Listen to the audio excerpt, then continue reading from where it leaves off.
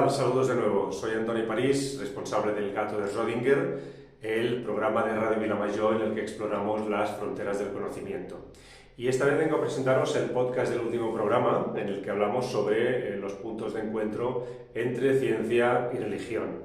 Y lo hicimos con Teresa Forcades. Ella es doctora en medicina, es doctora en teología, es religiosa de la orden benedictina en el monasterio de Sant Benet de Montserrat.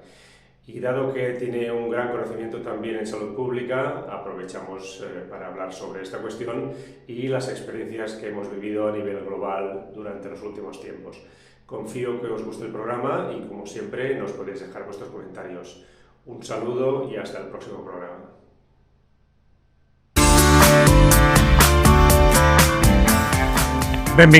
Bienvenidos a un nuevo programa del Gato de Schrödinger, el espacio de divulgación de Radio Vilamajor en el que nos abrimos al conocimiento para saber más sobre la realidad en la que vivimos o en la que queremos vivir, que tampoco parece estar muy claro cuando traspasamos según qué fronteras. En todo caso, os acercamos una vez más este conocimiento desde la curiosidad, la mente abierta y el espíritu crítico. Os habla Antoni París, nos acompaña como siempre Núria Monturiol. Buenas noches a todos. Y en la parte técnica, Oriol París Coll. Arrancamos con el programa de hoy en el que hablaremos de si ciencia y religión son compatibles o se mueven en terrenos opuestos que hacen imposible encontrar un lenguaje común o, como mínimo, puntos de diálogo. Empezamos.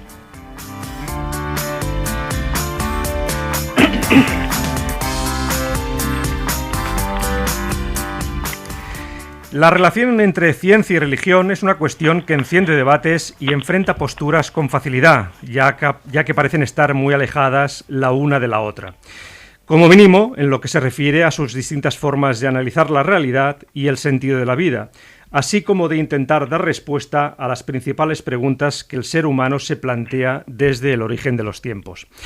Es habitual que desde el ámbito científico se denigre la religión y por extensión y de forma confusa todo lo espiritual, aduciendo que éstas se basa en dogmas que no se pueden comprobar, mientras que la ciencia se fundamenta en el rigor, la objetividad y la búsqueda de evidencias irrefutables sobre el mundo y el universo en el que vivimos.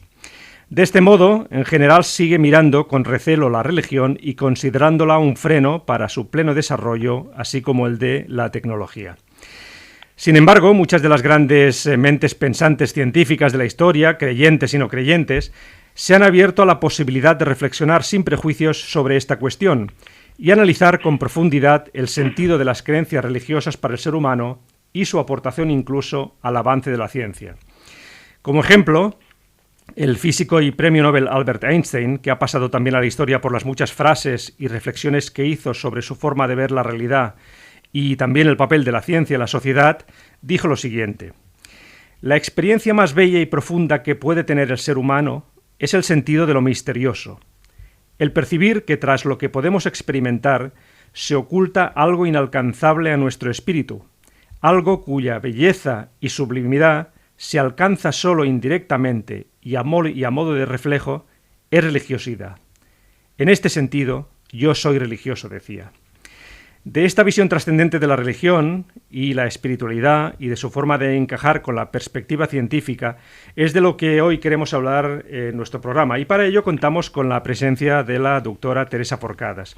Doctora Forcades, benvinguda y gracias por haber aceptado nuestra invitación. Doncs moltes gràcies per la convidada, gracias. Ahora me doy cuenta, ya me lo habíais dicho, que es en castellano, ¿verdad? Sí, lo es. Está bien. En todo caso, pues sí. Vamos allá. Muy bien. Teresa Forcades es doctora en Medicina por la Universidad de Barcelona, experta en salud pública. Se formó también en Medicina Interna en la Universidad Estatal de Nueva York. Por otro lado, es máster en Teología por la Universidad de Harvard y doctora en Teología por la Facultad de Teología de Cataluña, especializada en Teología Feminista. Su vocación religiosa y espiritual la llevó a ingresar hace más de 25 años en la orden benedictina, concretamente en el monasterio de Sant Benet de la montaña de Montserrat. Además de sus reconocimientos y trayectoria profesional, la doctora Forcades es una persona que ha destacado por su compromiso social y político, siempre desde la libertad de pensamiento y el espíritu crítico. también en lo que se refiere a plantear otros enfoques sobre la forma de gobernanza de la salud pública por parte de las instituciones académicas y sanitarias, así como en lo que se refiere a promover la apertura de este ámbito médico a nuevas formas de tratamiento. Doctora Forcadas, como decíamos, apuntábamos en la introducción, se suele decir, sobre todo desde el ámbito científico, que la ciencia es incompatible con la perspectiva de la vida que tiene la religión o la espiritualidad, incluso a veces desde cierta posición de superioridad. ¿Cómo lo ve usted? Bien, escuchaba con atención esta interesante introducción y cuando precisamente ha nombrado usted esto de la ciencia siendo crítica hasta el punto de denigrar, creo que ha usado esta palabra, sí, denigrar la religión, pues yo ya me he hecho una notita que ponía, no, la ciencia no lo hace nunca, esto es el cientifismo, ya que no hay incompatibilidad, no hay rivalidad entre, luego lo matizamos, pero no, tiene toda la razón del mundo, no hay rivalidad, lo corrijo encantado. Entre ciencia y religión hay una respuesta clásica que es la que considera que la ciencia se ocupa del qué, y la religión, como la filosofía, por otra parte, sí que habría más tensión en este sentido, podría haberla, entre filosofía y religión, puesto que ambas, filosofía y religión, se ocupan del porqué. Intentan alcanzar ese sentido de la vida. Mientras que la ciencia, si le pides por el sentido de la vida, te dirán, oiga, usted se ha equivocado de facultad, porque aquí no se trata del sentido de la vida. La ciencia se ocupa del cómo de la vida, que no tiene nada de, diríamos, indigno, sino que es fundamental, evidentemente, para organizar la sociedad, para funcionar, para resolver problemas y para quedarnos admirados, ¿no?, ante la belleza y la profundidad de este mecanismo, y más allá del mecanismo, como sabemos, y el título de su programa pues hace referencia, pues esta mecánica, mal llamada mecánica cuántica, pues que nos abre a que incluso este cómo tenga un entrelazamiento más profundo del que creíamos con el mismo porqué. Pero así la respuesta clásica, al menos para empezar, esta conversación sería filosofía y religión. ¿Por qué? Ciencia, ¿cómo? En todo caso, sí que estaremos de acuerdo que esta posición más cientificista, que usted hablaba, con toda la razón, sí que mira con recelo, y que es muy extensa, digamos, en la comunidad científica, sí que mira con cierto recelo esta aproximación filosófico-religiosa de la realidad en la que vivimos, ¿no? Sí, esto es cierto que malauradamente, ¿no?, desgraciadamente, hoy en día tenemos una confusión o una expansión, diríamos, de esta paradigma o modelo o comprensión cientifista, y que, para definirla, pues sería una ciencia que desconoce sus límites. Y ahí ya, solo por el hecho de no reconocerlos, ya se ve que poca ciencia es, puesto que la ciencia lo primero que sabe es el límite de su modo de conocer.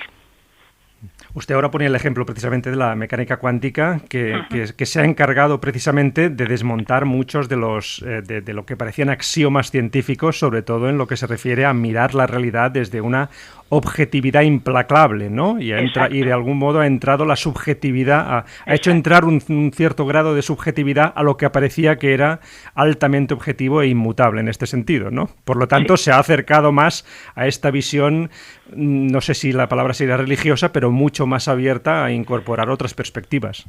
Sí, al menos esta distinción clásica con la cual he querido empezar pues esta conversación de hoy, pues ciertamente que queda al menos en parte cuestionada por esa implicación de la subjetividad en lo que es la mecánica pues más apasionante hoy en día, o la ciencia más apasionante hoy en día, la de este universo cuántico. Entonces ahí, como usted bien ha dicho, y creo que, no sé si por el título del programa asumo que lo han tratado otras veces, ¿no? Efectivamente, un par de veces, sí. Esta realidad que, pues hay experimentos, quizá, bueno, ya habrán hablado, ¿no?, de este experimento de los pollos, por ejemplo. ¿El de los pollos no sé ahora a qué se refiere? Pues esto es un experimento que se realizó con un aparato que estaba programado para poder percutir de una forma pues proporcionada en las 4 paredes de un receptáculo transparente. Entonces, imagínense un aparato mecánico con su algoritmo y su programa, que le hace percudir las 4 paredes de un receptáculo transparente dentro del cual está dicho aparato, pero no de forma secuencial, o sea, 1, 2, 3, 4, 1, no, a lo mejor hace 1, 1, 1, 1, 4, 2, 3, 3, 2, etcétera, pero al final de 1 hora tiene que haber percudido el mismo número de veces a cada pared. Esto que parece pues muy bien, ¿cuál es el problema? Bueno, pues se instala fuera de esta diríamos modelo científico, se ponen a 50 pollos que están pues puestos también con una barrera que no se pueden acercar, pero que ven perfectamente a esta máquina. Entonces, bueno, se tiene que haber dicho que los pollos resulta que se vinculan afectivamente a lo primero que ven moverse tras salir del caparazón. Normalmente, claro, es su madre y por eso la siguen. Bien, pues estos pollos tienen la característica que lo primero que vieron al salir del caparazón o del huevo fue este aparato. Entonces, este aparato, cuando se mueve, para este pollo es como si fuera su madre. Por tanto, ahí hay una intención desiderativa, no de un ser humano con una inteligencia, suponemos, superior, sino de la inteligencia, creemos, bastante mínima, de un pollo. Cuando este experimento se hace con solo un pollito, no sale. Con 2 tampoco, con 4, 5, 6, pero con 50, cuando son 50 los pollitos que están puestos detrás de su pared de vidrio, mirando con deseo, queriendo acercarse, aunque no puedan, a esta máquina fría mecánica que tiene un brazo que percute unas paredes transparentes, pues a sorpresa, y esto se ha repetido varias veces, está publicado, etcétera, este aparato cambia esa ecuanimidad de percusión y pasa a percutir más veces la pared que está más cerca de los pollos. Ajá. Entonces, claro, ¿qué significa esto? Bueno, significa que cuando hablamos a veces de mecánica cuántica estamos hablando de partículas subatómicas y creemos, bueno, esto no se traduce en el mundo macroscópico, pero ahora este experimento, desde que se realizó, pues se mantiene como un reto para poder decir, bueno, ¿qué es aquello de la realidad macroscópica, mecánica, tal como la entendemos, que es aquello que permite este resultado que parece pues empíricamente comprobado? Ajá. No sé si me he explicado, con sí, este experimento. Parece además, no sé si esta interpretación que hago ahora tiene su sentido, pero en todo caso parece como si a la medida que aumenta el número de pollos hubiera algún tipo de memoria colectiva que se crea de afectividad con esa máquina, ¿no? Bueno, más que la memoria colectiva, o sea, se trataría de que es uno de los experimentos, que hay varios, ¿no? Pero el que más, pues ahora recuerdo y he querido compartir, pero son experimentos que se llaman de intencionalidad, o sea, que van a ilustrar aquello que usted pues ha dicho al principio, ¿no? Que la subjetividad, pero claro, por eso he dicho, un pollo solo no es suficientemente potente, su subjetividad desiderativa, como para cambiar esa mecánica del aparato, pero 50 sí. O sea, son 50 conciencias de pollo, pues orientadas, pero sin embargo con la conciencia humana, pues quizá ya conocerá usted, hay otros experimentos, pues que a lo mejor ya no se necesitan 50, ¿no? Esto es muy importante, o sea, una aplicación, esto está mal dicho, sino una, diríamos, posible asociación o algo que pues uno puede inspirarse a pensar conjuntamente sería, bueno, pues todas las religiones, no solamente la cristiana o la católica, sino todas las que pues son un poco extendidas o mayoritarias, dan importancia a la oración, por ejemplo, ¿no? Efectivamente, estaba pensando en esto ahora cuando hablaba de estos experimentos que se han hecho con personas de todo el mundo, en las cuales han decidido en un momento determinado hacer una oración o una meditación y que realmente ha tenido un impacto de algún tipo que se ha podido llegar a medir, ¿no? Esto es un experimento clásico de los años 90 ya en Estados Unidos, que fue, creo, es un hospital en Kansas, el lugar no estoy segura, pero el experimento también lo recuerdo, creo, bastante bien, y se trataba de enfermos admitidos a la unidad coronaria, la unidad de cuidados intensivos, la UCI cardíaca.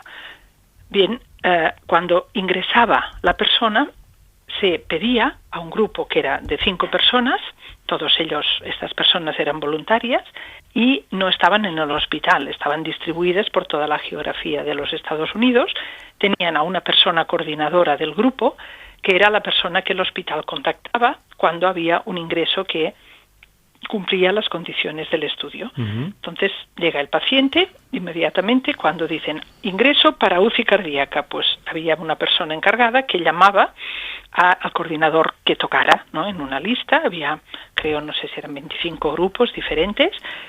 Ese coordinador recibía la llamada, inmediatamente ese coordinador llamaba a las 5 personas que conformaban ese grupo. Con lo cual, muchas veces antes de 2 horas, pero en cualquier caso aseguraban que fuera antes de 12 horas, las 5 personas del grupo habían ya rezado por esta persona. Entonces esto no lo hacían una vez, lo seguían haciendo hasta que la persona era dada de alta.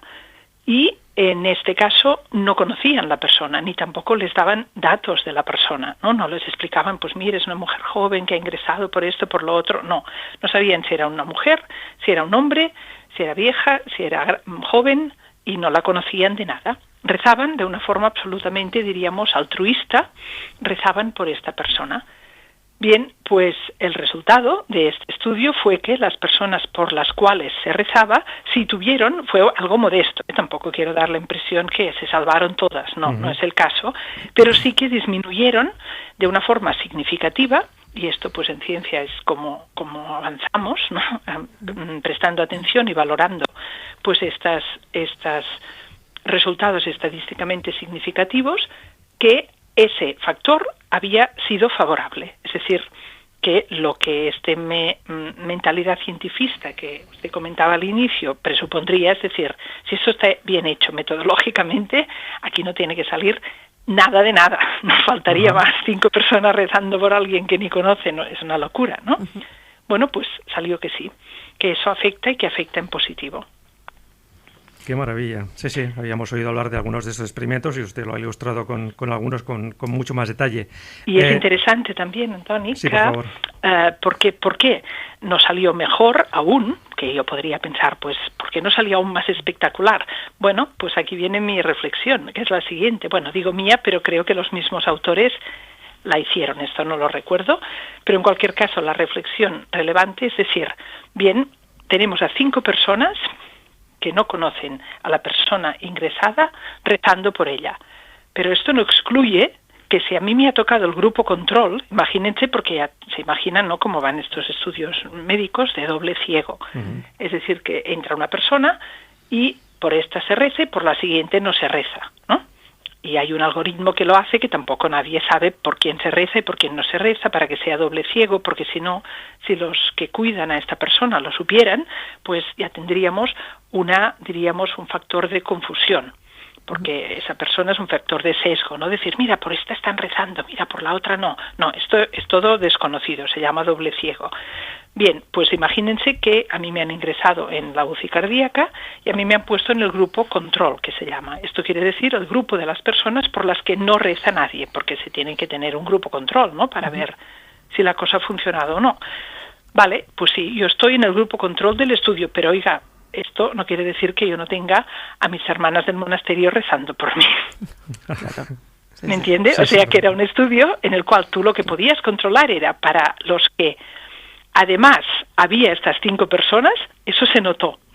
Pero claro, esto no quiere decir que las personas por las que no rezaban los grupos del estudio no rezara nadie por ellas. Claro. Porque hay muchas personas, ¿no?, pues que tienen fe y otras pues que no tienen, pero tienen una madre que tiene fe o tienen a alguien que tiene fe y que reza por ellas. Entonces esto es imposible hacer el estudio diciendo, no, oiga, pues prohibido que nadie rece por esta persona. Entonces ahí había el factor interesante que saliera incluso pues significativo el estudio, y esto se publicó en Annals of Internal Medicine, que es una de las revistas pues más de, no de las de una revista, ¿no?, de referencia en su sector, sí. Entonces esto ya lo cité yo usted ha dicho que he hecho la tesis doctoral, ¿no? Pues ya en la tesis, que fue de 2004, ya citaba este estudio, que es esto de los años 90, porque pues esto había salido publicado en una revista que se llama Peer Review, y por tanto desde un punto de vista metodológico científico, que es de lo que hablamos hoy, la revisión por pares también, sí. Equiparable a cualquier otro, ¿no?, estudio que se haga. Si alguien nos está oyendo desde el principio del programa, dirán, hablan de religión y todavía no ha salido la palabra Dios. Es que por lo que estamos hablando, parece como si, más que de religión, estamos al uso, con lo que se entiende tradicionalmente de religión, estamos hablando más de niveles de conciencia, de espiritualidad, de intención colectiva, de creación de un campo de conciencia colectivo. Y quizá ese es uno de los prejuicios con los que todavía a lo mejor tiene ese cientificismo, que todavía ve una definición de religión que quizás está pasando la historia. Yo le iba a preguntar ahora qué entiende usted por religión, a partir de todo lo que hemos estado hablando hace un momento, porque precisamente, como le decía, no ha aparecido la palabra Dios y algunas palabras que quizás serían más tradicionales hablando de lo que estamos hablando. Es verdad que no ha salido, pero rápidamente la pongo, porque yo seguramente tengo una definición bastante parecida a su definición clásica, no lo sé, o a lo mejor tendremos la sorpresa de que las definiciones clásicas pues dan más de sí de lo que hemos pensado pues en ciertos momentos, no lo sé. O sea, para mí que cuando decía, por ejemplo, esto de rezar por alguien, bueno, pues es cierto, y en esto tiene usted razón, que estos grupos del estudio que he nombrado, pues sí que incluían meditación, era esta, diríamos, meditación consciente, ¿no? Pero pues tampoco esos grupos eran estandarizados en el sentido que si había alguien que lo que significaba rezar por alguien era pues pedirle a su Dios que le curara, pues así lo hacían, ¿no? Es decir, esto era abierto en este sentido. Bueno, ¿qué es para mí la religión? Esto también vamos un poco a las definiciones clásicas de la palabra, que hay varias etimologías posibles o comentadas a lo largo pues de la historia, y religare, ¿no? Religión, religare. Este religar nos remite por el re a algo que quizá estaba ligado en algún momento, ¿no? Y se nos desligó. Ahí me inspira esto porque, bueno, veniendo de esta espiritualidad bíblica en la cual me muevo, pues ahí tenemos el mito del paraíso, entendiendo que hay una unidad sin fractura, que hay una experiencia de comunión máxima que ha dejado una impronta dentro de nosotros, que es algo hacia lo cual tendemos de una forma pues total, ¿no? Integral. La persona, esto es San Agustín, el corazón inquieto es, has hecho un corazón en mí que está inquieto y siempre estará inquieto. Nada va a satisfacer este corazón más que ese absoluto de donde proviene, ¿no? Esta es una forma clásica de hablar de religión, y a mí me parece pues que sí liga bastante con lo que yo experimento, ¿no? Esta inquietud que tuve pues en mi adolescencia, viniendo de una familia no creyente, cuando leí los evangelios, pues a mí se me abrió una caja de resonancia, para usar estas palabras, o se me despertó una conciencia de posibilidad de relación pues que no me ha dejado desde entonces, ¿no?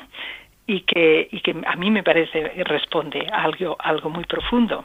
Y cuando encuentro pues autores y autoras contemporáneos, antiguos y de toda la historia cristiana y de todas las religiones, no solamente la cristiana, que hablan de ese deseo, que lo comparten, ese mismo deseo que yo he vivido, entonces a mí me parece que este religar pues sigue siendo muy significativo, ¿no? De lo que significa la religión, es encontrar esta horizonte de sentido en el cual el anhelo más profundo del propio corazón puede encontrar un interlocutora, una alteridad.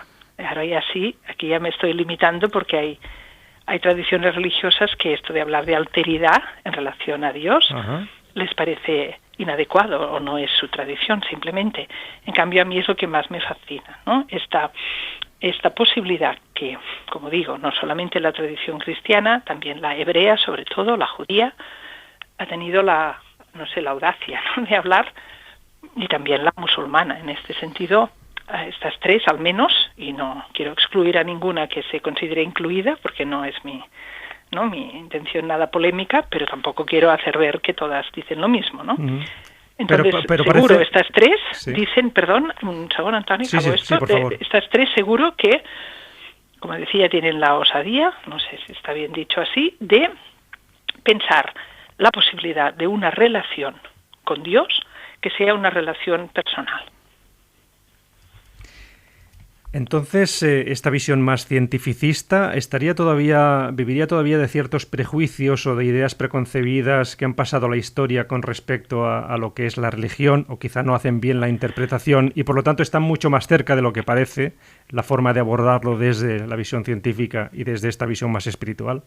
Mira, ya me gustaría que ciertas formas de religión hubieran pasado a la historia, porque, ¿no?, lamentablemente, pues algunas formas de entender la religión que a mí me parecen muy negativas y que han existido indudablemente a lo largo de la historia, pues aún existen hoy. Por ejemplo, la culpabilización.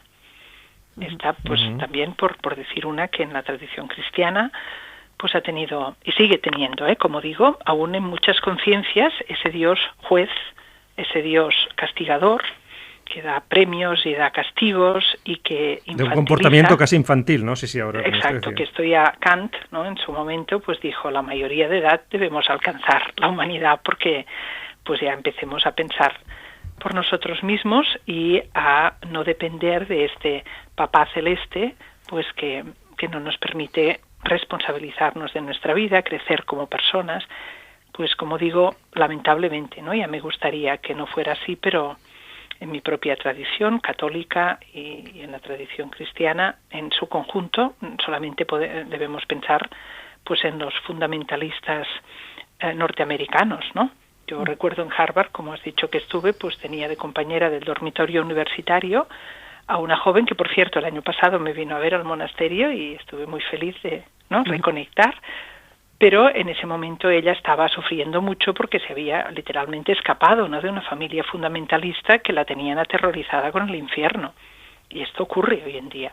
Entonces ella ha hecho un camino, ahora es una profesora de la universidad con pensamiento crítico y trabajando, bueno, con diálogo con el Islam, pero bueno, ha hecho un camino esta joven pues que le ha costado mucho y ella era de una inteligencia privilegiada, ¿no? Pues no todo el mundo tiene esa suerte. O sea, la crítica a la religión, a ciertas formas al menos, yo creo que sigue siendo vigente, pero ahí viene el punto, no desde el cientifismo, ¿no? Uh-huh. Porque el cientifismo yo creo que erra el tiro.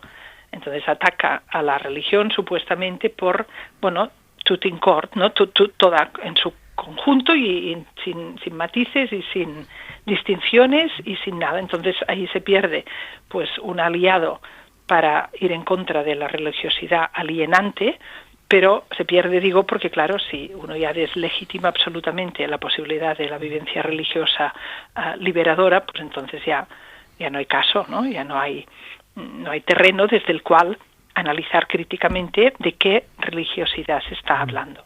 Quizás a veces también se confunde con la estructura jerárquica que hay detrás de la religión, con las jerarquías eclesiásticas, digamos así, cuando en realidad si pones un poco la lupa también en el ámbito científico te das cuenta que determinadas instituciones académicas también tienen una cierta rigidez o mucha rigidez a la hora de intentar observar la realidad o ciertos aspectos de una forma un poco más abierta, ¿no? Esto ya lo dijo Max Planck, ¿no? Que en ciencia la ciencia avanza de funeral en funeral. Porque hasta que no se muere la generación precedente, las nuevas ideas no tienen opción, ¿no? Claro, esto de la rigidez o del dogmatismo en el ámbito científico, pues es obvio que existe, y las vacas sagradas, pues también sabemos que son, ¿no? En la universidad y en los ámbitos científicos, especialmente pues cuando ha habido escándalos como, ¿no?, ocurre hoy en día con este incremento de fraude en ciencia. Esto ha estado denunciado pues ya varias veces, ¿no?, por diferentes investigadores que, pues ahora no tengo este número en la cabeza, pero era algo escándalo cuántas publicaciones científicas en revistas de prestigio pues resulta que no tenían lo necesario desde el punto de vista metodológico, ¿no?, que habían sido pues en parte escritas por ghost writers. Estos son como los escritores fantasmas se llama. Sí. Y esto, bueno, pues es como parte de esta lamentable evolución que ha acercado en los últimos 20, 30, sobre todo en el ámbito médico, que es donde yo pues me muevo más, ha acercado los intereses privados, económicos, beneficios de unas empresas, de unas personas, de unos grupos comerciales, acercado eso a la investigación científica e incluso a la asistencia sanitaria, ¿no? Sí, sí, hablamos con el doctor Joan Ramón Laporte hace un par de programas precisamente sobre esta cuestión en el ámbito farmacéutico, ¿no? Perfecto. Entonces, esto quiere decir en la práctica, pues esto, que hay personas que son catedráticos, por ejemplo, que pues tienen mucho trabajo, entonces les dicen, usted no quiere hacer un artículo de revisión, sí, pero no lo hacen, lo que hace es pues contratar a un escritor fantasma que nunca va a salir su nombre y que cobra por ello, escribe el artículo y luego se supone que esta persona de renombre lo revisa, pero lo hace o no, y pone luego ahí su nombre, ¿no? Pero esto sería una de las prácticas más benignas. Sí. A partir de aquí, pues bueno, si ya lo hablaron, pues no es el tema de hoy, pero sí, está claro. Sí, sin desmerecer los avances científicos y el trabajo científico, naturalmente, pero sí que es cierto, como dice el chiste, de que muchas veces tienes que ver, cuando te llega un estudio a las manos, tienes que ver con quién lo ha financiado, ¿no? Para entender a veces cuáles son los resultados y por qué se ha llegado a ciertas conclusiones, ¿no? Eso es obvio que se tiene que ver y de hecho está así estipulado, ¿no? Que se declaren los conflictos de intereses y a veces se declaran, a veces no, pero cuando se declaran, pues luego se tiene que ver, pues por ejemplo, ya lo saben, ¿no? Que hay muchos estudios que salen negativos para quien los financia y estos no tiene, en este momento no se tiene obligación de publicarlos. Y hay muchos colectivos científicos, como los de Cochrane, que hace muchos años que están diciendo esto es irregular, acientífico. Tú si haces un estudio lo tienes que publicar, claro, no te lo va a publicar nadie si es negativo, ¿no? Pero lo tienes que publicar pues en una página web, hoy en día lo tienes que dar referencia de ello, ¿no? No puede ser que desaparezca. Esa información científica es muy válida porque a lo mejor alguien está haciendo el mismo estudio por no saber que tú lo habías realizado. Y claro, tú no lo vas a publicar porque lo que te interesa es hacer otro y al cabo de 25 a lo mejor ya aciertas el diseño que te va a dar el resultado que tú buscas. Pero esto es como una perversión de este tipo de investigación. Ajá. Hoy preparando el programa también leía una de estas investigaciones también, que no sabes hasta qué punto realmente tienen mucha carga científica detrás, pero en todo caso llegaba a la conclusión esta investigación de que socialmente la fe en el progreso científico y tecnológico parece ser que da mayor felicidad a la población que la fe religiosa. Y es curioso porque utilizan la palabra fe. Pero en todo caso, que hay mucha fe en ese progreso científico y tecnológico y que la fe en progresar a partir de esa capacidad de conectarnos con la religión, la filosofía y esos aspectos más profundos está quedando un poco al margen, ¿no? Bueno, ahora ves como lo que hemos dicho antes, tendría que ver quién ha hecho el estudio. Efectivamente, claro. Lo ha pagado y no digo nada, pues ya no quiero presuponer que no esté bien, pero bueno, hasta que no lo vea yo no opino sobre los resultados. Muy bien, me parecía interesante nombrarlo porque efectivamente caigo en mi propia trampa al decir que es un estudio científico, pero en todo caso era curioso como ver que fe en progreso científico, utilizando la palabra fe, parecía como si la confianza social o esa fe, digamos así, estuviera puesta en el progreso científico porque la religión no ha dado las respuestas que se esperaban, ¿no? Y ahora se deposita la confianza en lo que es la ciencia y la tecnología. Claro, entonces aquí lo que sí se me ocurre decir es, bueno, pues que Kant levante la cabeza otra vez porque si no da los resultados que se esperan, pues bueno, hago un paréntesis, una clase este año que doy unos cursos en el monasterio sobre el libro de Job. Entonces el libro de Job es uno de los libros bíblicos más interesantes porque usted ha dicho, Antoni, que llevábamos un rato de programa y no había salido la palabra Dios. Uh-huh. Bueno, pues en el libro de Job, bueno, sí que sale la palabra Dios, pero es uno de los pocos libros donde, pues, esa no es precisamente la palabra que domina, diríamos. Pero en cualquier caso, el libro de Job lo que hace es hablarnos de una persona de fe, que es Job, a la cual todo le va mal.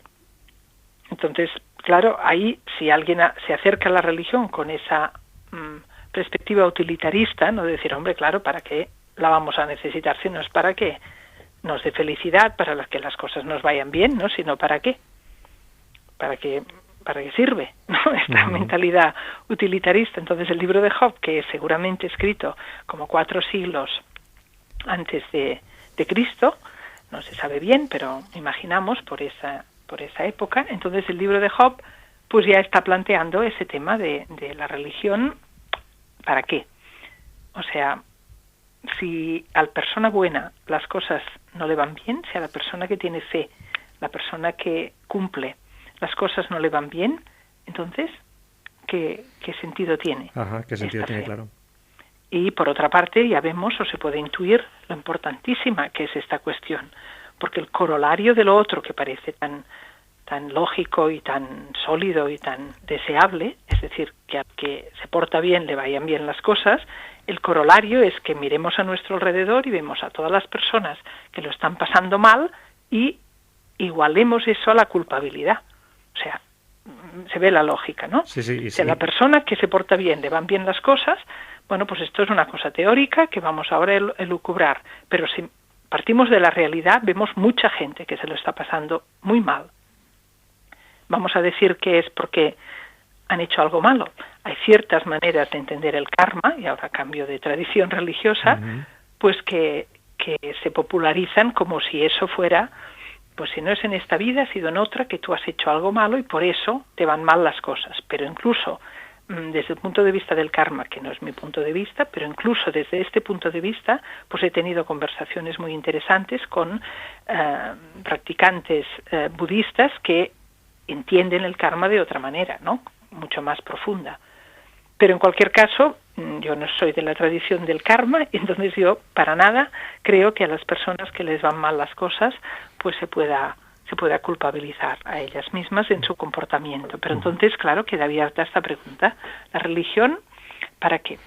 Antes hablábamos al principio de que había una componente también ya que tendría que estar trascendida de cierto infantilismo a la hora de observar estas cuestiones. Quizá esta perspectiva de si hago bien las cosas me irán bien y por lo tanto ese Exacto. supuesto Dios me compensará de forma positiva, forma parte también de ese nivel de conciencia, digamos así, un poco ya trascendido en cuanto a lo que supone tanto el bien como el mal, como ese tipo de comportamientos más positivos o negativos, ¿no? Ahí es donde, ¿no? Por eso he nombrado lo del libro de Job diciendo, pues sí, eso, ¿no? Que si realmente esta ciencia o esta fe, ¿no? Que la encuesta que has comentado, esta fe en la religión, pues es menor que la fe en la ciencia, pues parece que vaya por esa vía utilitarista, ¿no? Es decir, pues mira, el ordenador a mí me resuelve muchas cosas y la vela al santo de turno, pues no. Entonces, por mentalidad práctica, diríamos, pues pongo la fe, pero es interesante, como has comentado, que la expresión sea la fe, ¿no?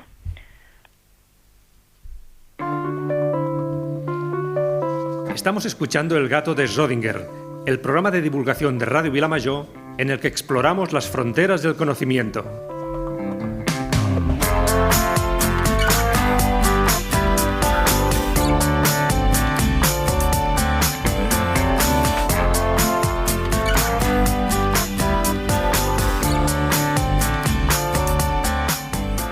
Y seguimos hablando en esta más que interesante conversación con la doctora Teresa Forcadas de Ciencia y Espiritualidad. La doctora Forcadas es doctora en Medicina y doctora en Teología.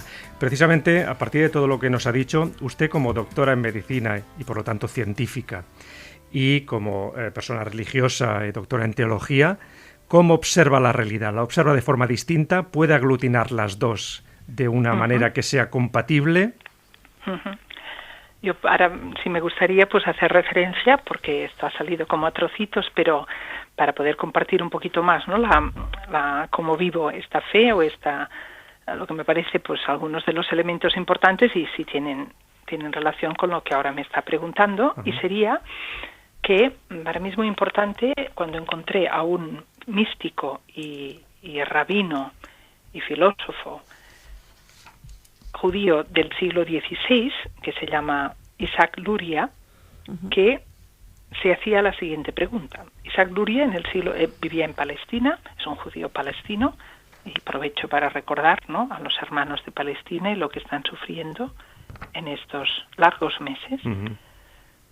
Pues este judío palestino, en el siglo XVI, se planteó la pregunta: la creación, si pensamos, ¿no?, la realidad como creación, quiere decir que estamos postulando pues que alguien, la creadora, siempre lo decimos en masculino, pues a veces también hago servir el femenino, pues esta creadora, esta divinidad creadora, este Dios creador, quiere decir que la realidad vamos a entenderla como surgida de un deseo y surgida de una inteligencia y de un amor pues que están más allá de ella misma, ¿no?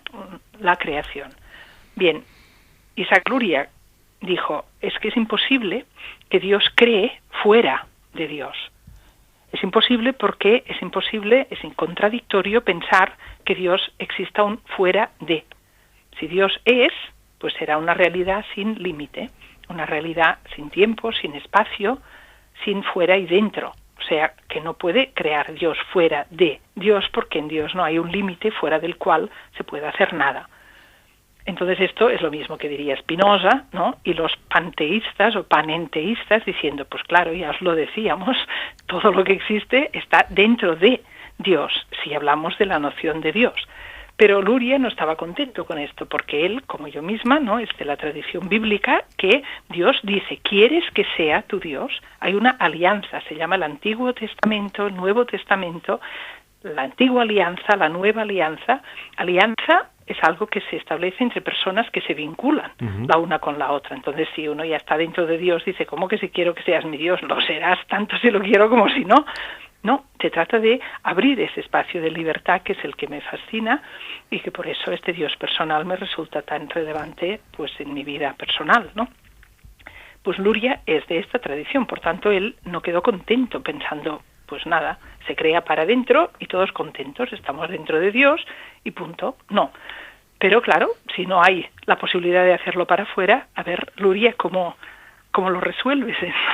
Bueno, pues aquí viene la genialidad de Isaac Luria, que la expresa con una palabra hebrea, que ahora, porque no soy en los oyentes, lo deletreo, no se llama Tzimtzum. El Tzimtzum, no sé, sí, Antoni, sí. si la conoces. Sí, sí, la mística cabalística, sí, sí. Perfecto, pues entonces es una T-Z-I-M y T-Z-U-M, Tzimtzum.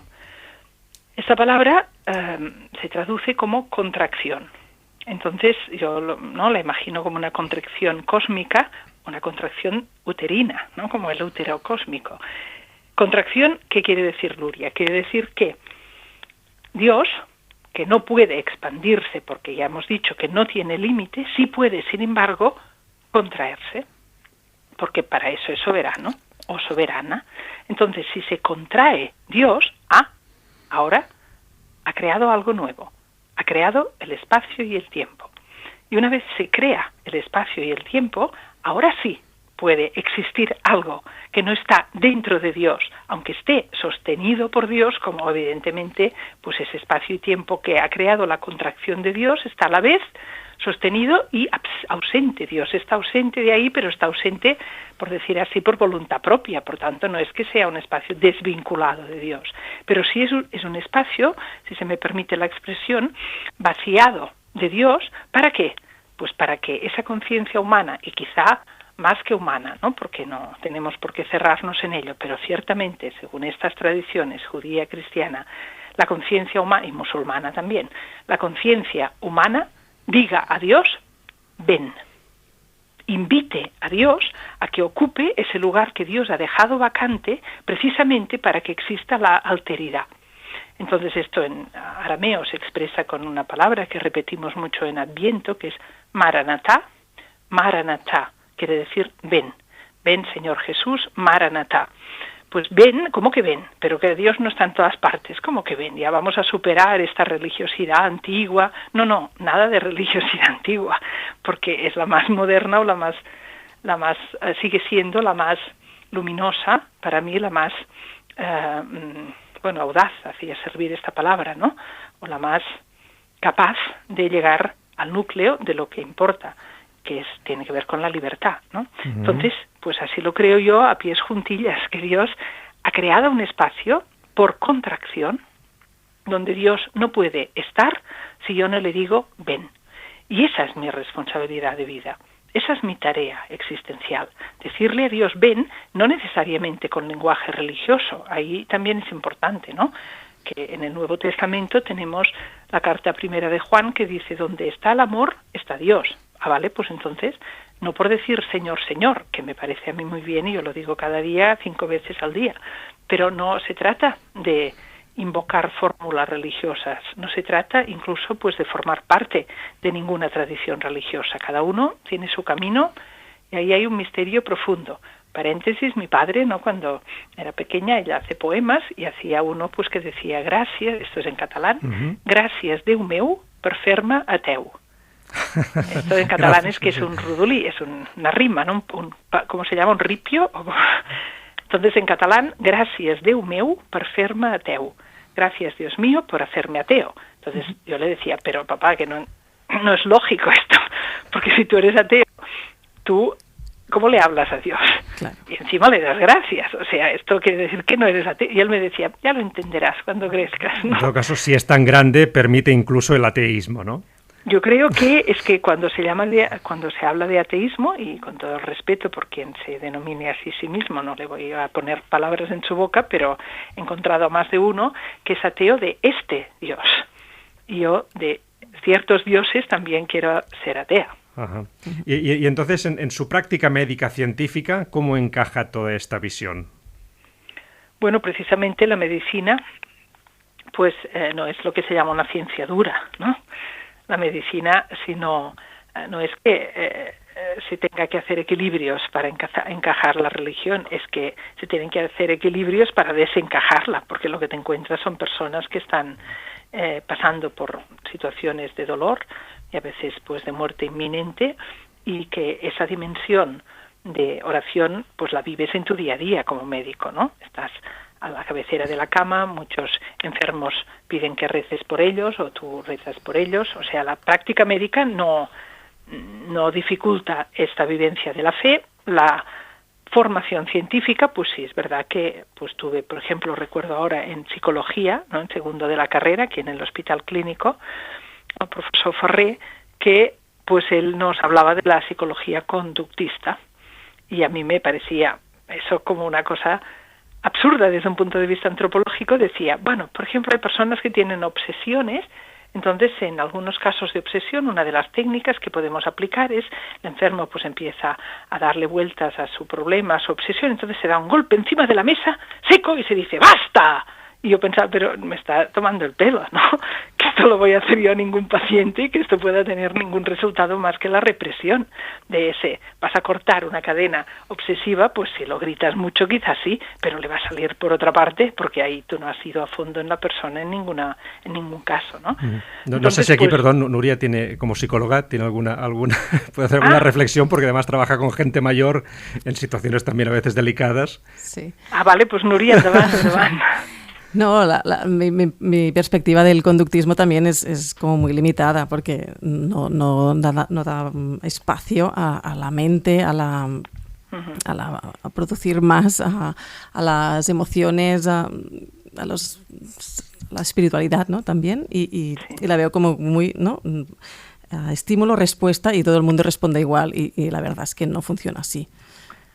Y que sobre todo pues esto, ¿no?, que parece, hemos empezado hablando de estas máquinas que pues se cambiaba el comportamiento por el deseo de unos pollos, ¿no? Sí, entonces imagínate si esto parece que podemos demostrar que sea así en el mundo más mecánico, pues cómo vamos a hacerlo al revés, ¿no? Hay acercarnos a lo humano con el modelo de máquina newtoniana, ¿no? Uh-huh.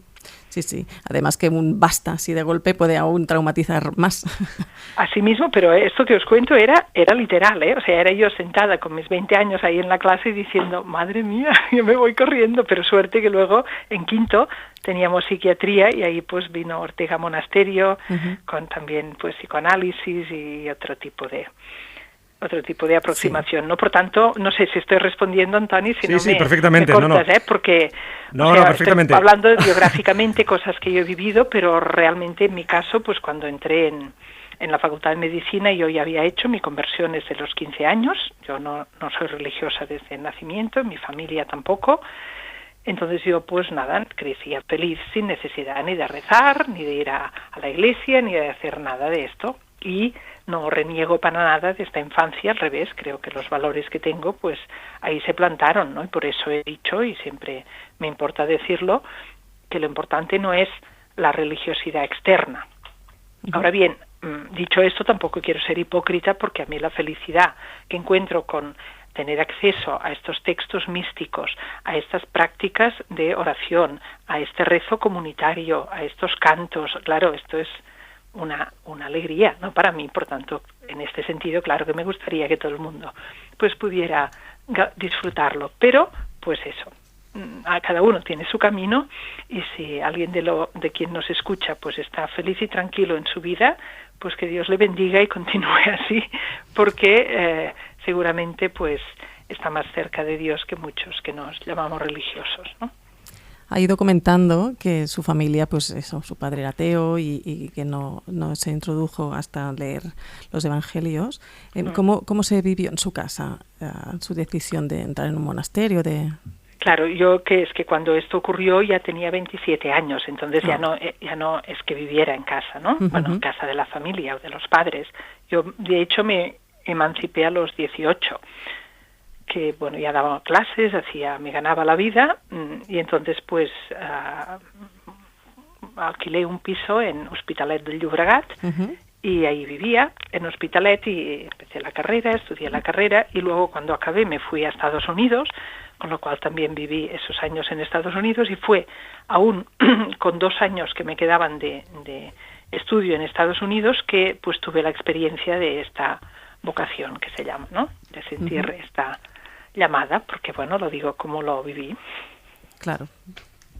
Y por tanto en ese momento, pues sí, yo hacía ya muchos años, ¿no?, casi 10, que no convivía en el hogar familiar, pero no había cortado relaciones, ni mucho menos, ¿no? Entonces sí es relevante la pregunta, porque bueno, pues mi madre me dijo, te desheredo. ¿Ah, sí? Y yo le dije, pero si no tienes nada. Dice, bueno, es igual, es lo simbólico. ¿Lo vivieron mal entonces? ¿Lo vivieron mal? Bueno, es que claro, de entrada dice, pero esta hija mía se ha vuelto loca, pero esto que se ha la carrera y todos los estudios, y esto lo va a echar por la borda, pero ¿esto qué es? No, es que yo lo encontraba lógico que les resultara difícil. Mi padre, que ya os he dicho, ¿no?, con el poema y así, pues él es así un poco, bueno, cada uno tiene su personalidad. Mi madre es enfermera, y entonces él pues dijo, ves, porque yo siempre he estado tocado por los dioses y cosas así. Entonces él ya se conectó con algo, pues no sé, poético quizá, o pues diferente, y a él esto pues le fue sensible, ¿no?, a lo que sea que estaba viviendo, le pareció que era interesante.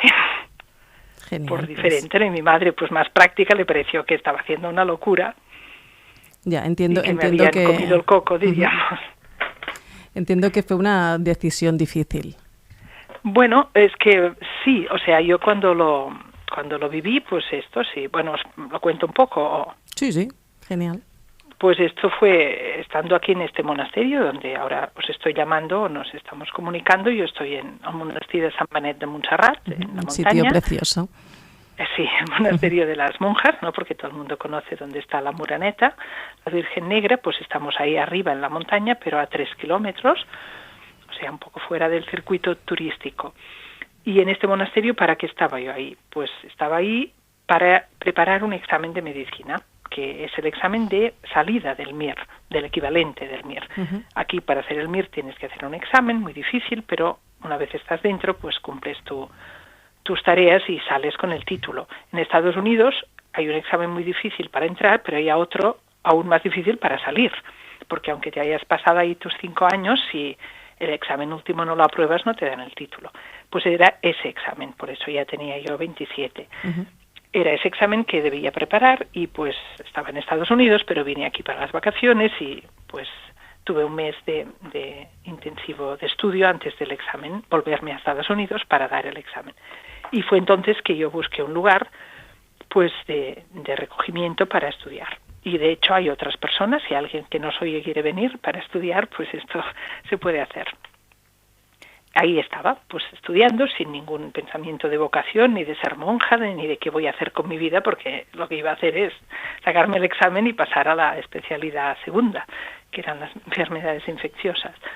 Y fue entonces cuando vivía en el monasterio, rezaba con las monjas, porque mi conversión había sido a los 15 años, pues ya tenía 27, hacía 12 años, que para mí ya era un mundo que lo sentía como propio, rezaba, comía, estudiaba, básicamente, y paseaba un poco. Y a la 4ª semana de estar en esta rutina diaria, fue cuando de repente pues todas las hermanas salían del coro, como yo he hecho pues hace una hora, antes de que me llamarais, saliendo de una de las oraciones, y en ese momento fue como sentir emerger de mi interior un deseo que era, ¿te imaginas poder vivir así? Y de repente entonces eso es como que se hace consciente, algo que quizás sí se estaba gestando en mí, pero inconscientemente, yo no era consciente. En ese momento que sale ese como deseo, entonces mi parte racional dice, pero ¿esto qué es? ¿Qué me está quiere pasando? decir vivir así? Pero si tú no sabes ni cómo viven. O sea, yo vivía ahí, pero no es que tuviera mucho contacto con las hermanas, ¿no? Solamente la que está en la hospedería y la de la portería. Bueno, pues nada, esta lucha interior, cuando te pasa algo así, pues primero lo ignoras, pero regresa esa idea, y yo pensaba, ¿pero qué es esto? Pero si tú no sabes ni cómo viven, bueno, al cabo de unas horas o de un par de días de eso, pensé, bueno, me voy a comprar la regla de San Benito para ver cómo viven aquí. Me compré la regla de San Benito, me leí eso, que es un documento del siglo VI, escrito en latín en su momento, ahora claro, traducido, no muy largo, que es la regla que rige esta vida de monasterio. Y yo me leí eso y era terrible porque era como si me lo hubiera escrito para mí. Entonces no había escapatoria, ¿no? Dije, pero ¿cómo? Pero no sé, es una experiencia que se parece, a veces lo he comparado con un enamoramiento, porque es algo que tú no te lo esperas, pero que no puedes negar que te está pasando algo, ¿no? Tú puedes estar en la vida y esperando a ver si te enamoras de alguien, pero muchas veces pues no, incluso puedes estar en pareja o ya casada y de repente te pasa algo. Pues es algo así, pasa y no puedes decir que no te ha pasado. Lo que haces con ello aún está por ver, ¿no? Porque puedes hacer muchas cosas, o intentarlo al menos, pero que te está pasando algo, tú no puedes negarlo. Pues eso era así. Entonces yo leí eso y peor. Entonces en estas me llamó la hermana de portería, la abadesa quiere hablar contigo. Yo espantada pensando, lo habrá leído en mi rostro porque esto lo tengo escrito como que estaba agitadísima. Pues ella me viene y no sabía evidentemente nada de esta agitación interior y me dijo que sabía que era médica, que venía de Estados Unidos, estudiaba enfermedades infecciosas y no querría yo hablarle a la comunidad sobre el SIDA. Pensad que esto era el año 95, ¿no? Y bueno, pues que nada, que el SIDA había aparecido en el 84, que un médico les había explicado un poco de qué iba, pero hacía ya 10 años y bueno, quizá podrían aprovechar que pasaba yo unos días en la hospedería. Yo encantada de la vida dije que sí y les preparé una trampa. Si me estoy alargando demasiado con esto, me lo decís, ¿eh? A mí me encanta escucharla. No sé, l'Antoni, ¿qué digo? No, me parece una experiencia, pues no solamente el tema del programa, sino que la experiencia personal, siempre hablamos de la persona en el programa también, de sus inquietudes y por qué ha llegado a ese ámbito del conocimiento y su experiencia, naturalmente. Tan importante como lo otro. De comentar esto, entonces es eso, que yo preparé una trampa para las hermanas, y la trampa, pues tenéis que imaginar que yo estaba como esa agitación que ya he dicho, ¿no? Entonces la trampa era, más que una trampa así muy rara, pero venía como un poco al hilo del hecho que yo el día antes que había ido al monasterio, había cenado con un amigo que pues pertenecía a un grupo de cristianos homosexuales que se reunían aún en ese momento, pues más o menos clandestinamente, con un sacerdote también homosexual, que hacían eucaristías en las cuales pues pudieran hablar de su vivencia homosexual como bendecida por Dios, con toda normalidad y sin tener que esconderse ni avergonzarse por ello. Claro, tiene que ser Entonces duro. este amigo me había hablado que ese año precisamente, 95, por primera vez habían salido este grupo públicamente a decir, oye, estamos aquí, ¿no? Y que había habido pues respuestas de todo, ¿no? Gente muy dando apoyo y otros pues rechazando y todo esto. Entonces yo pensé, pues nada, no tengo por qué hablar de la homosexualidad si hablo del SIDA, pero me viene al hilo porque pues en ese momento era las 3 H's que se llamaban, ¿no? Los hemofílicos, los heroinómanos, los homosexuales, las personas pues que se tipificaban como factores de riesgo, por decir así, para esta enfermedad. Entonces yo dije, pues voy a sacar el tema al final de mi charla y voy a ver qué pasa con las hermanas. Y yo pensaba, hay solo 3 respuestas posibles. La primera, esto para que veáis que con mucha fe, pero mi mentalidad científica la tenía yo bien puesta. Ha quedado claro que es compatible, ¿no? con la encuentro monástico. Entonces era 1, 2 y 3. El punto 1. Van a dar respuesta dogmática. Dogmática que es, oye, en la palabra homosexualidad ya se espantan, pensad que era la época de Juan Pablo II, ¿no? Con su rigidez moral y diciendo, pues la homosexualidad, esto va mal, etcétera. Pues ahí me van a marcar la línea y yo, pues con esto creo que este cordón umbilical que me está creciendo con esta comunidad se va a romper rápidamente, ¿no? Bien, segunda posibilidad. Pensé, bueno, la segunda posibilidad es que pues se pongan a favor, por entender, ¿no? Que esta sería mi postura, pero no sé, en ese momento me sonaba esto como artificial, raro, porque era una comunidad mayor en ese momento y no sé, no me sonaba que esto pudiera yo experimentarlo como muy orgánicamente con lo que estaba viviendo en esa comunidad.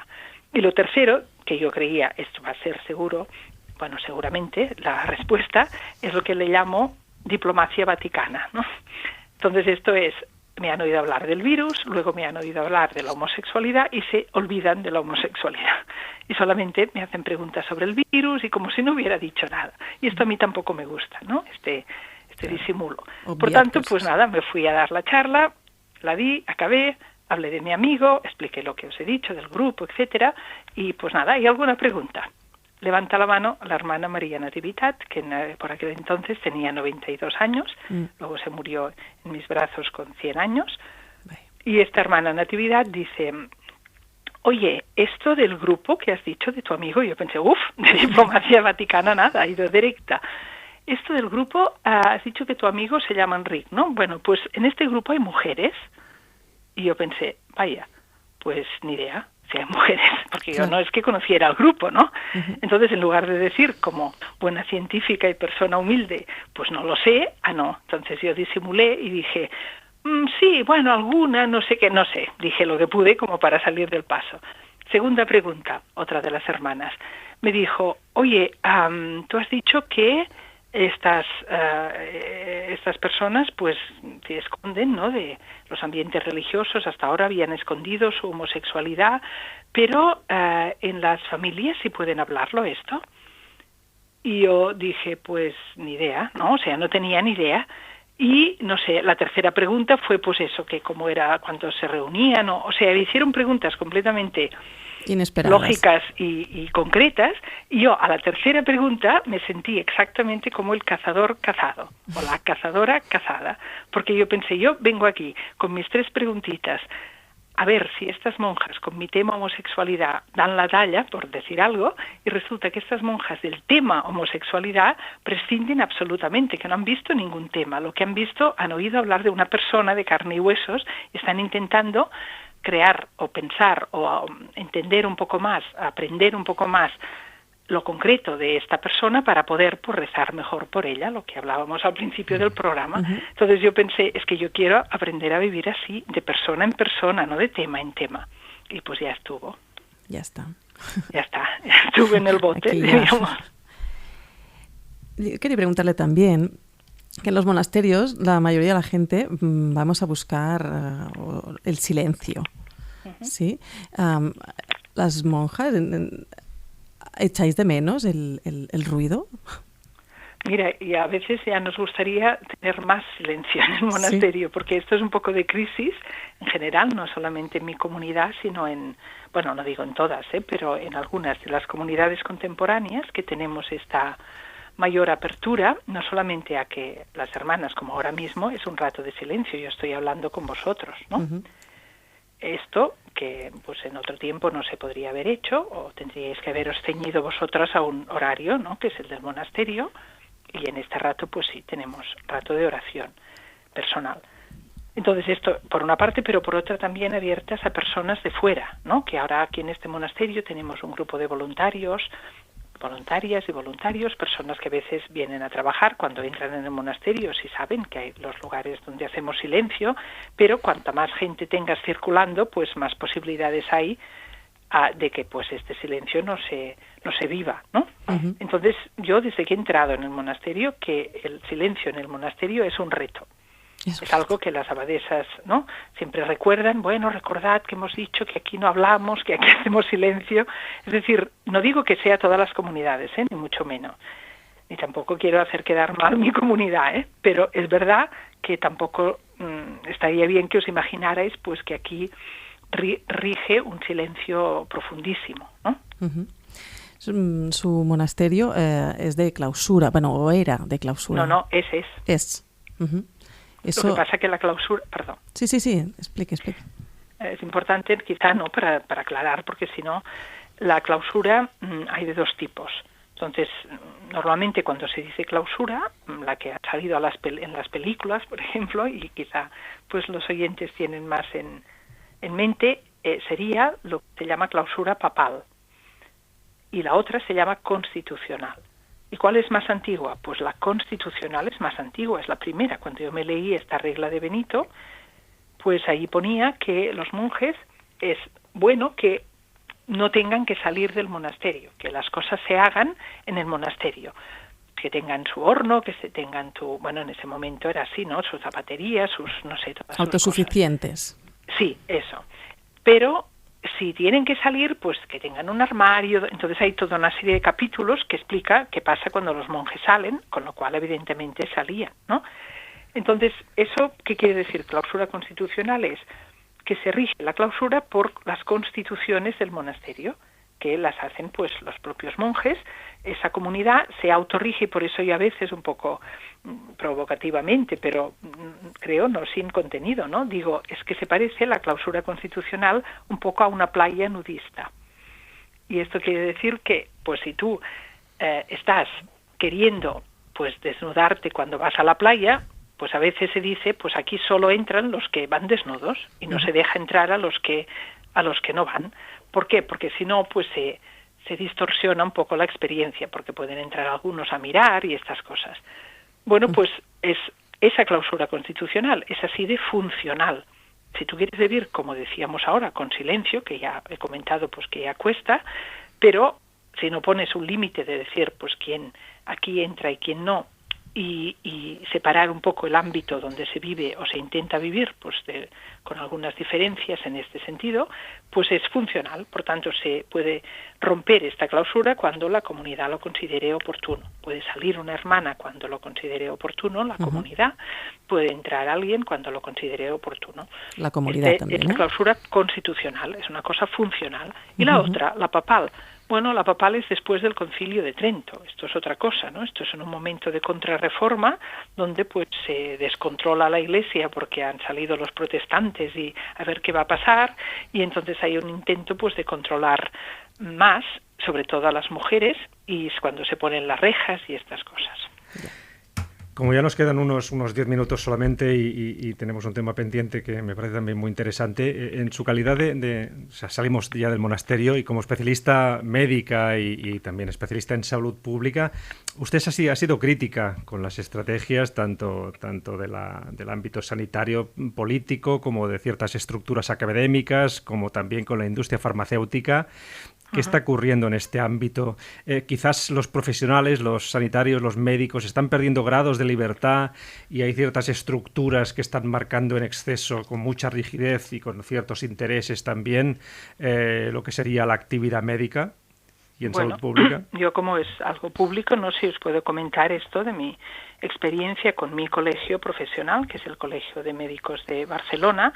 Pues en estos últimos años deja mucho que desear, ¿no? Es una experiencia pues altamente negativa porque pues desde 2015 empezaron, ¿no?, los primeros tweets del actual presidente, que ha sido el mismo desde entonces, y empezaron estos tweets, pues a la doctora Forcades haría mejor de reservar ciertos comentarios al ámbito científico, los foros científicos, en lugar de expresarlos pues en el público en general. Y yo rápidamente le contesté, perfecto, pues vamos a organizar un foro sobre el MMS, sobre el clorito de sodio, en el Colegio de Médicos. Y no hay respuesta, ¿no? Entonces estos espacios de foro científico a veces no están dispuestos a tratar según qué temas, por motivos que están fuera de lo que sería lo estrictamente científico, y entonces pues se tratan pues donde hay gente que quiere escucharlo y puede ser de provecho.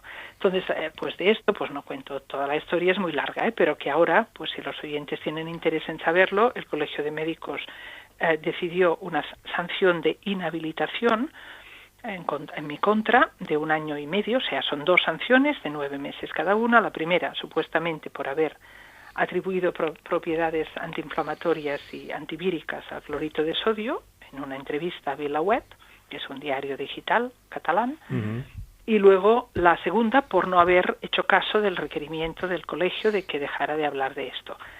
Y, bueno, pues en los 2 casos yo creo que esto es una sanción injusta, pero esto duró 1 año, el proceso y todas las cosas, que no os quiero aburrir con ello, pero sí, pues si queréis poner al día a quien nos escuche, pues esto, la primera parte, esto de que tenga propiedades antivíricas y antiinflamatorias es estrictamente cierto y demostrado en una tesis doctoral y en muchos artículos, y por tanto yo me defiendo así, mostrando los artículos y aportándolos, lo cual he hecho en el colegio y pues los han ignorado. Y la segunda cosa es que no me han hecho nunca un requerimiento formal, esto me lo dicen los abogados, por tanto tampoco parece que haya causa para la segunda pata de la sanción, ¿no? Entonces esto hizo el proceso de más de 1 año, pero finalmente pues el colegio dictó su sanción, y entonces el que le queda a la colegiada pues es el recurso de lo que se llama un contencioso administrativo, es decir, ir a buscar, porque hasta ahora todo el proceso ha sido interno del colegio, ¿no?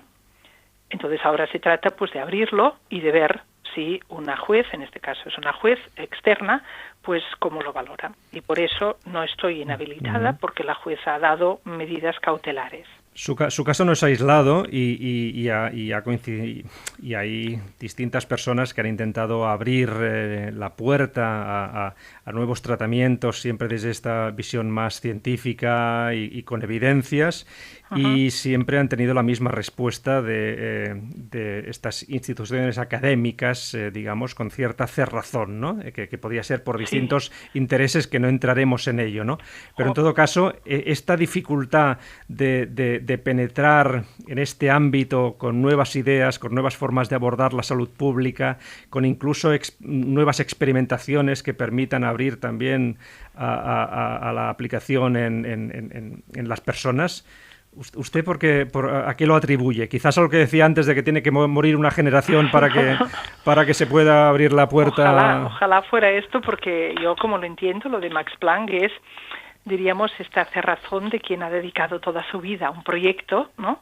Y que de repente ve a un jovenzuelo que le cuestiona y no lo aguanta, ¿no? No puede resistir eso, pero en ese sentido de persona honesta y entregada pues a su ciencia, pero que, bueno, pues le falta la cintura o la flexibilidad de abrir la mente en su vejez, ¿no? Yo creo que esto es de lo que hablaba Planck. De lo que aquí se trata, pues no lo sé, porque no voy a ponerme yo a juzgar a los demás cuando me quejo de que me lo hagan a mí, pero ciertamente que esto que hemos hablado antes de los intereses existe. Usted ha dicho estructuras académicas, que yo también tendría mucho que decir de ellas, pero en este caso no estamos hablando de académicas, estamos hablando de profesionales. O sea, el Colegio de Médicos no es una institución académica, por tanto no tiene nada que decir sobre el contenido científico de lo que ningún médico diga. O sea, no tiene nada de institución académica. Pero en todo caso parece como si estuviera marcada. Una institución profesional para apoyar a los colegiados y también es verdad para proteger a los pacientes ante prácticas pues que puedan resultar lesivas. Pero cuando no hay lesión, cuando no hay ni siquiera ejercicio profesional, que yo en este momento pues no tengo ni consulta, ¿no? ¿Qué es lo que se está censurando? La expresión. Estamos hablando de la libertad de expresión y además la responsable, porque está detrás este fundamento científico. Quizá ya sabéis que se ha creado una categoría que es para mí terrible, ¿no? Últimamente, que a raíz de la pandemia, que sabéis que existe la categoría pues de información y luego la desinformación, ¿no? Desinformación es cuando una persona pues te dice algo que no es cierto. Te dice esto es así y no es cierto, te ha desinformado, esto es malo. Pero es que ahora la categoría nueva es malinformación. En inglés, malinformation, ¿no? Information, disinformation, malinformation, or misinformation, no me acuerdo bien, creo que es mala información. Entonces, lo interesante es a qué obedece esta categoría, ¿no? ¿Qué es la mala información? Pues es información cierta, pero que no conviene. Aquí, si me permite, un apunte estrictamente personal. Las personas que tenemos cierta formación científica y más en el ámbito de la biología o de estos aspectos más de salud pública, sorprende cómo en los últimos tiempos se está haciendo pasar información, no sé si falsa, pero como mínimo, digamos, esbiaixada, que diríamos en catalán, no me sale, o sesgada, como información cierta, ¿no? Y eso es lo que realmente preocupa un poco, porque naturalmente la mayor parte de la población no tiene por qué tener cierta formación, y por lo tanto lo que sale de estas estructuras, instituciones académicas o de lo que sea, se da por creído, ¿no? A pies juntillas. Eso somos un poco naif, y no lo digo por usted, Antonio, lo digo por mí, ¿no? Y todos en general, como una reflexión naif o ingenuos, porque no me quiero tampoco poner en plan cínico ahora, pero sí es verdad que, por ejemplo, si recordamos con el tabaco lo que ocurrió, pues con el tabaco fueron años que las evidencias científicas de su peligrosidad existían, y sin embargo las autoridades se resistían a desaconsejar su uso o hablar pues de esas evidencias científicas. ¿Por qué? Pues por los intereses de las grandes tabacaleras, ¿no? Entonces, esto que parece obvio, y esto sin que nadie que fume y que nos esté escuchando pues lo vea como una crítica personal, porque mis familiares casi todos fuman, pero es obvio, me parece a mí, que esta evidencia existe y que por tanto pues esto debe de darse a conocer, ¿no? Y como esto, pues por ejemplo hay ahora el aspartame, que es una sustancia que se introduce en muchas bebidas carbonatadas y en muchos de los alimentos. El aspartame, hay una evidencia científica de su peligrosidad o de su nocividad o toxicidad que meritaría su retirada, y no se retira. O quien dice esto, pues el glifosato de Monsanto es un escándalo, hasta qué punto las evidencias son monumentales y no se retira. Entonces, estas autoridades sanitarias que deben supuestamente velar por nuestra salud, incluyendo la OMS, que desde los años 90 tiene más financiación privada que pública y obedece pues a los intereses de estas, es quien domina la financiación, en catalán decimos, ¿no?, qui paga mana. Entonces esto, las autoridades sanitarias mundiales, como decía, la OMS, las autoridades sanitarias locales, con mucha gente honesta en todas partes, faltaría más, pero esta tendencia yo creo que, bueno, pues tenemos que llamarla por su nombre, ¿no? Entonces no es nuevo, por desgracia, esta manipulación de la información pues es la base, ¿no?, de todo abuso de poder, pero pues bueno, pues nosotros no vivimos en el siglo del absolutismo francés, vivimos en este, y aquí tenemos que abrir los ojos a lo que ocurre, ¿no? Y lo que ocurre, pues entre otras cosas, es que la OMS van a votar seguramente ahora este mes de mayo, en un par de semanas, pues una modificación del Reglamento Sanitario Internacional, que pues hay personas, no sé si estáis al caso de ello, pero sí, movilizándose, porque vale la pena darlo a conocer, no sé si en el programa o... Sí, de este tema, no concretamente de lo que apunta usted ahora, pero sí de estos intereses, de la posición también de la Organización Mundial de la Salud, hablamos con el doctor Laporte, e invito a los oyentes a descargarse este programa, porque también fue muy interesante a la hora de poner luz a cuestiones que, por nuestro naifismo, por decir así, o por nuestra, a lo mejor, incapacidad de aceptar ciertas realidades, pues no se quieren ver, ¿no? Hablando de la OMS, usted también fue muy crítica, poniendo en duda la necesidad de las vacunaciones masivas e incluso el tipo de vacunas administradas. Ya lo fue con la época, estos 2 últimos años, pero también lo fue en el año 2009 con la aparición de la llamada gripe A, ¿no?, que parece ser que fue una primera... Me sale la palabra intento, digamos así, de lo que posteriormente pasó en el año 2020, ¿no? Sí, en ambos casos yo diríamos mi línea en ciencia pues es eso, es no partir de ningún dogmatismo. Las vacunas son malas, pues a mí no me interesa esta afirmación. Las vacunas son buenas, pues tampoco me interesa esta afirmación. No, por eso hablaba de vacunaciones masivas, ¿eh? Depende de qué vacuna estamos hablando, de para quién, de quién la fabrica, de cómo está hecha, de cómo la quieren dar, etcétera. O sea que la actitud científica tiene que ser siempre pues de esa frescor, ¿no?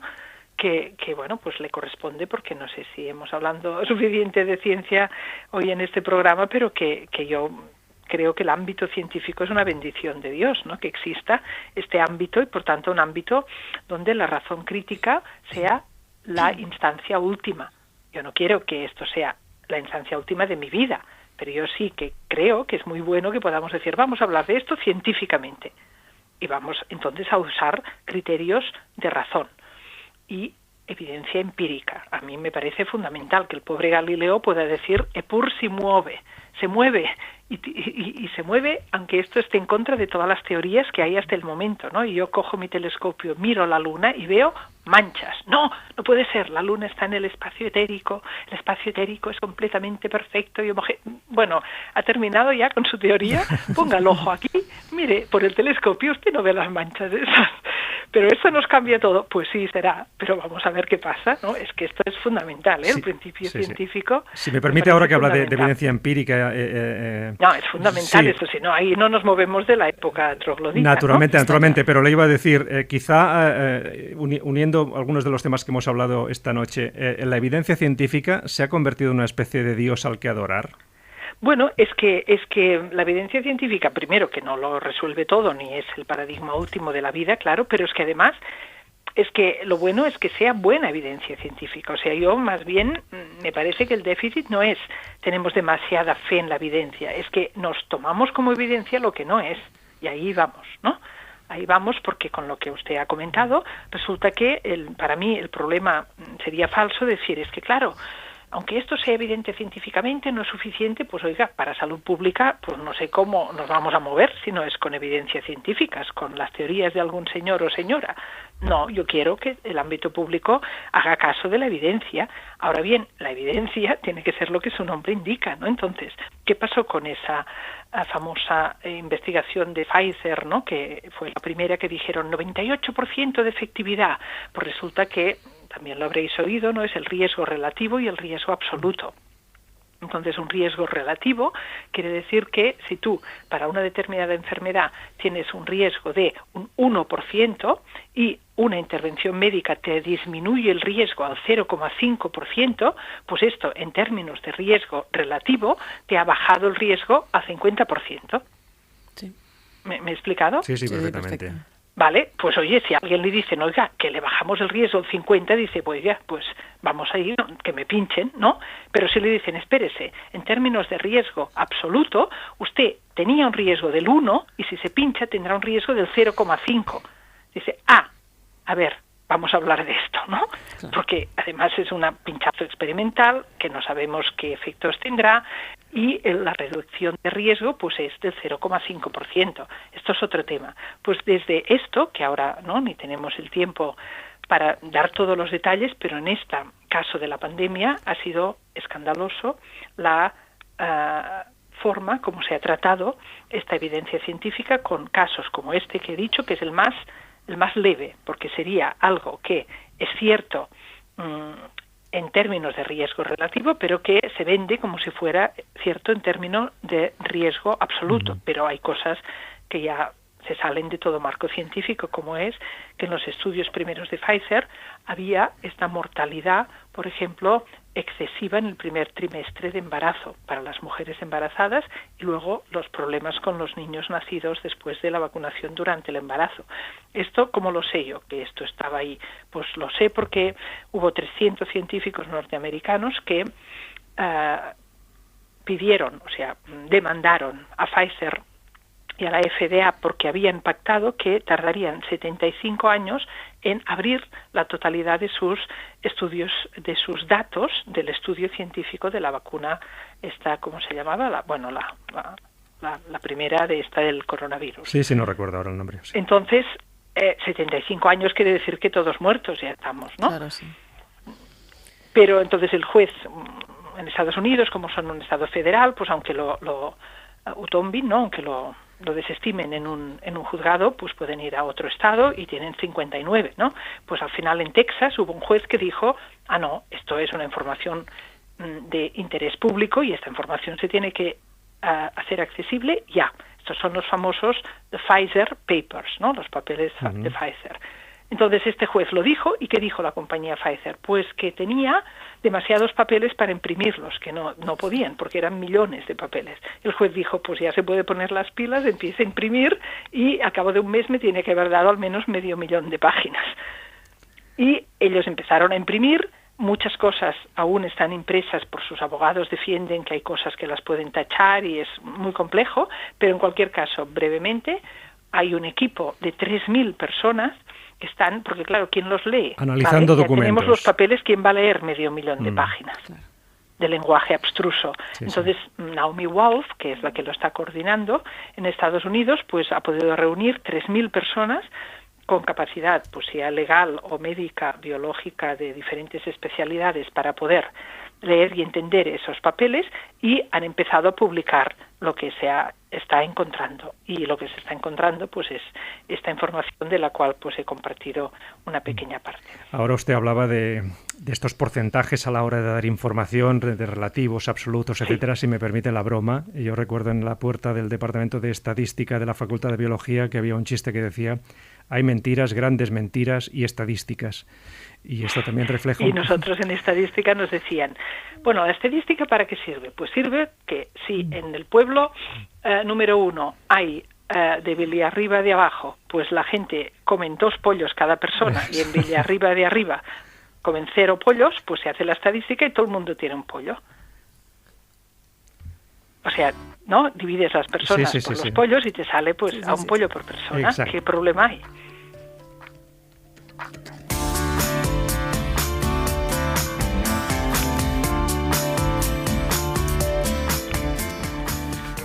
Doctora Forcadas, le agradezco muchísimo que nos haya acompañado esta noche, ha sido muy interesante. Tenía una lista de 20 preguntas, han aparecido 20 más, con lo cual nos han quedado muchas, bueno. y si algún día le apetece, estaremos encantados de volverla a tener en el estudio para continuar hablando de todas estas cuestiones. Pues Teresa Forcadas también, y hasta otra. Teresa Forcadas es doctora en Medicina, doctora en Teología y religiosa del Monasterio de Sant Benet en Montserrat, donde recomendamos encarecidamente que si alguien quiere hacer algún retiro espiritual o salida o estancia para estudiar o para encontrar el silencio, si vienen a estudiar, que vigilen, pues puede hacerlo perfectamente. ¿Nos puede recordar también la página web de la escuela donde también imparten cursos, si le parece? Sí, además de la página del monasterio, ¿no?, que sería Monestir Sant Benet, está pues esta escuela sinclética, que es como una S-I-N, bueno, si tenéis la web lo podéis poner, porque es como en mi correo, sinclética.cat. Sinclética.cat. Es una escuela monástica, sí, que hacemos el curso principal de 2 años en inglés, pero hay traducción simultánea. Y es como una trayectoria espiritual de 2 años con unos encuentros mensuales. Pues recomendamos encarecidamente que consulten la página web y que visiten estos cursos y el monasterio. Y el monasterio, por descontado. Que la regla de Sant Benet está en las celdas, que se puede leer. Muy bien. Exacto. Cerramos ya. Gracias, doctora Forcadas, y hasta pronto. A ustedes.